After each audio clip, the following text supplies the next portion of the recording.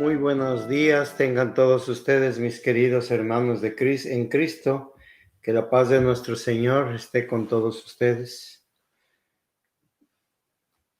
En el nombre del Padre, del Hijo y del Espíritu Santo. Amén. Vamos a meditar sobre un salmo, el Salmo 32. Dichoso el que es absuelto de pecado y cuya culpa le ha sido borrada. Dichoso el hombre aquel a quien Dios no le nota culpa alguna y en cuyo espíritu no se halla engaño. Hasta que no lo confesaba, se consumían mis huesos, gimiendo todo el día. Tu mano día y noche pesaba sobre mí. Mi corazón se transformó en rastrojo en pleno calor de verano. Te confesaré mi pecado. No te escondí mi culpa. Yo dije ante el Señor, confesaré mi falta. Y tú perdonaste mi pecado, condenaste mi deuda.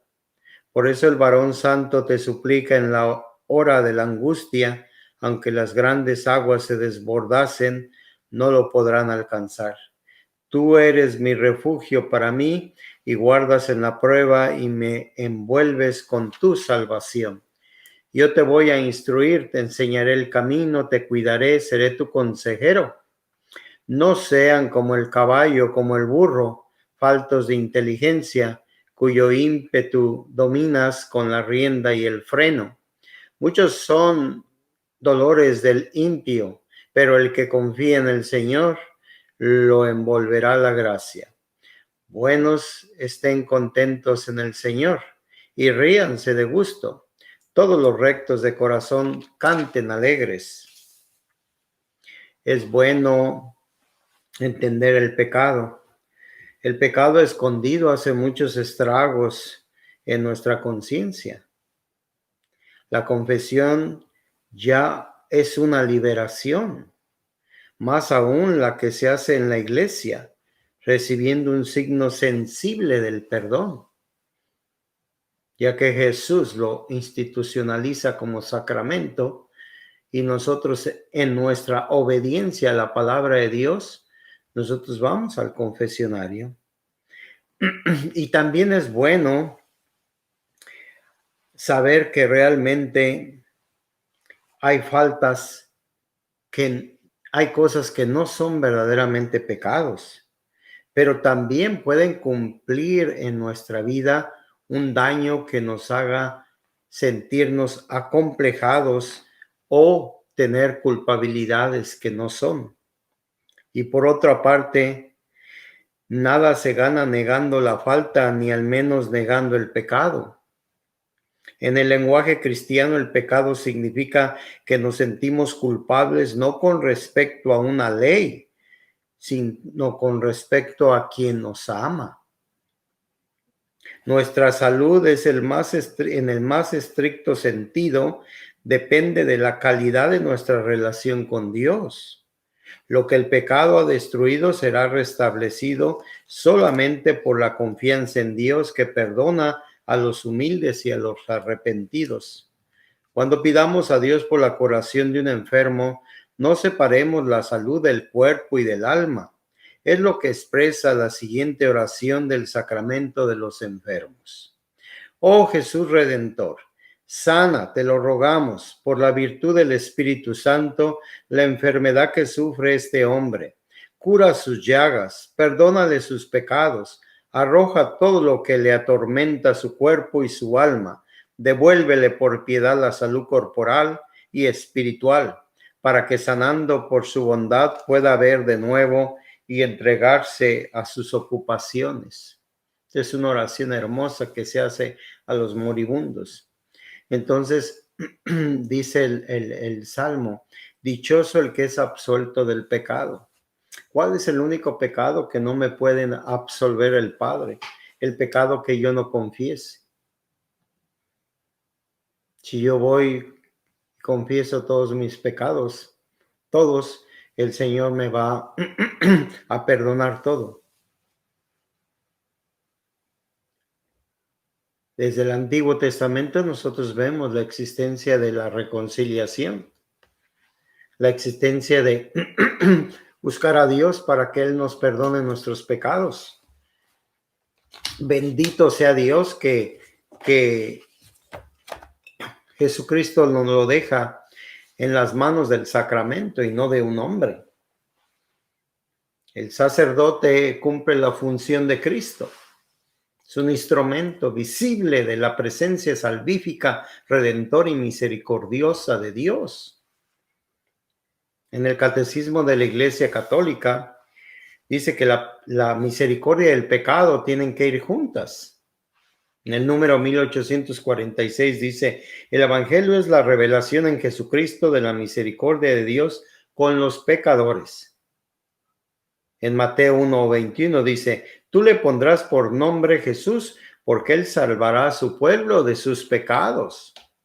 Él salvará a su pueblo de sus pecados. Entonces Jesús viene a salvarnos ¿de qué? De nuestros pecados, de nuestras iniquidades.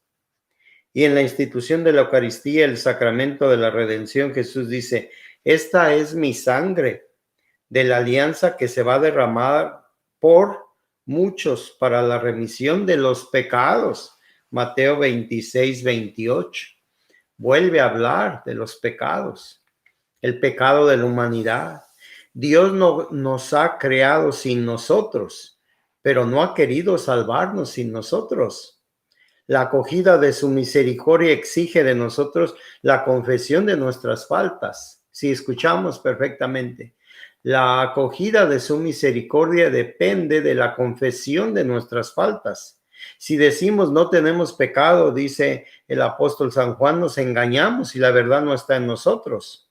Si reconocemos nuestros pecados, fiel y justo es el que nos va a perdonar nuestros pecados y nos va a purificar de toda injusticia.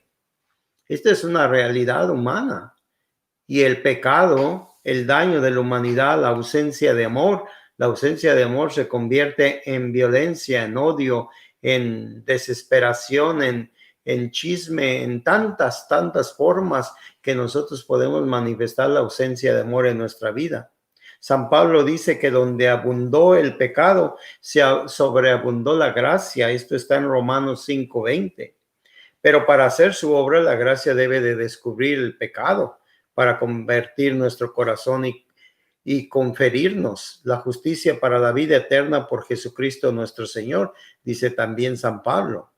Como un médico que descubre la herida antes de curarla, Dios mediante su palabra y su espíritu proyecta una luz viva sobre el pecado. Fíjense qué interesante.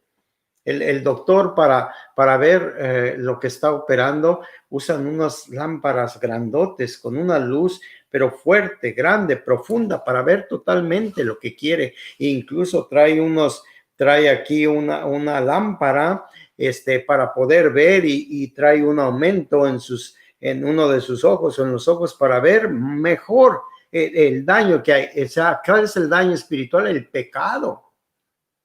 Entonces, cuando viene la luz a nuestra vida, Dios permite que el pecado tenga que brillar en nosotros, es decir, ver el pecado. Y cuando nosotros vemos el pecado, es porque Dios lo ha revelado, es decir, Dios te lo ha puesto ahí para que tú lo descubras y entonces entre la misericordia. Mientras no sucede esto, mientras no va a pasar. La conversión exige el reconocimiento del pecado. Y siendo una verificación de la acción del Espíritu, de la verdad, en la intimidad del hombre. El Espíritu es el que tiene que actuar en esto. Llega a ser al mismo tiempo el nuevo comienzo de la dádiva, de la gracia y del amor. Reciban al Espíritu Santo. Así pues, en convencer en lo referente del pecado, descubrimos una doble dádiva. El don de la verdad de la conciencia y el don de la certeza de la redención. El espíritu de la verdad es el paráclito. El paráclito, ¿quién es el paráclito? Es el Espíritu Santo. Esto lo escribe San Juan Pablo II. Entonces, ¿cómo nosotros nos vemos en este mundo ante esta situación tan fuerte de las enfermedades? Y podemos descubrir que a través de la enfermedad Nosotros hemos dañado nuestro cuerpo. ¿Y cómo es que se dañó por la enfermedad? Por el pecado. El pecado dañó el cuerpo y el cuerpo daña el alma. El pecado nos daña a todos nosotros. Entonces la pandemia que estamos viviendo es consecuencia del pecado. Lo que no tenemos la respuesta porque hay cosas que el Señor no nos revela abiertamente, pero sí podemos decir que hay una gran enseñanza en esta pandemia para todos nosotros. Y si esto es consecuencia de todo lo que hemos estado haciendo mal, de la falta de amor hacia la naturaleza, de la falta de amor hacia nosotros y el prójimo, y de haber sacado a Dios de nuestra vida, pues es un pecado. Entonces les invito a que recitemos el Salmo 32 y lo tomemos en nuestro corazón y vayamos a confesarnos tan pronto podamos. Que el Señor esté con ustedes y que el Señor Todopoderoso les bendiga, el Padre, el Hijo y el Espíritu Santo. Amén.